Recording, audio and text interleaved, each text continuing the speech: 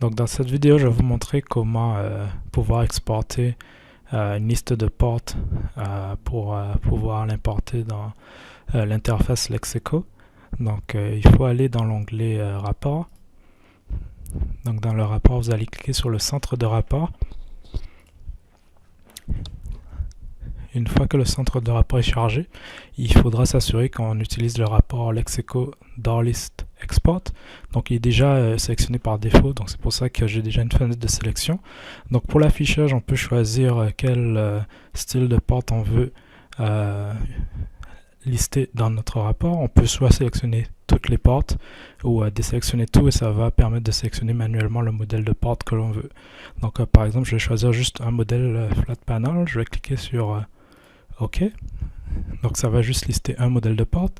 Si on veut refaire la sélection, il suffit de cliquer à gauche sur le rapport de nouveau et ça va régénérer la fenêtre de sélection. Et là, je vais sélectionner tout et je vais faire OK. Et là, maintenant, j'ai l'ensemble de mes portes de mon projet. Donc si on veut maintenant l'exporter en format Excel, on va devoir cliquer sur le bouton exporter le rapport. Et on va s'assurer que le format d'exportation est déjà sélectionné à Microsoft Excel Format. On peut préciser, très important, que le format de sortie doit être juste la liste. On ne veut pas avoir l'entête, etc., les lignes supplémentaires. Donc on va juste garder un format simplifié. Donc il faut s'assurer que ça soit toujours coché. On va cliquer OK. Et on va cliquer sur Start pour démarrer l'exportation. Ça va nous demander quelle porte qu'on veut exporter. Donc généralement, on va s'assurer qu'on sélectionne un modèle de porte par export. Donc par exemple, on va prendre tout ce qui est de type arc, panneau et glace.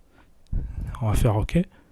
Et là, on va choisir le nom du fichier exporté. Je vais l'appeler test export. Et cliquer sur Save ou Enregistrer.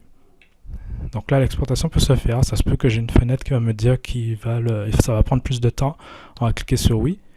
Et là, maintenant, mon exportation est faite. Donc si je veux regarder dans mon explorateur, j'aurai mon rapport qui est créé. Et je peux ouvrir mon fichier texte qui va s'afficher ici. Et c'est le fichier texte que vous utiliserez pour faire l'importation depuis l'interface sur le site internet.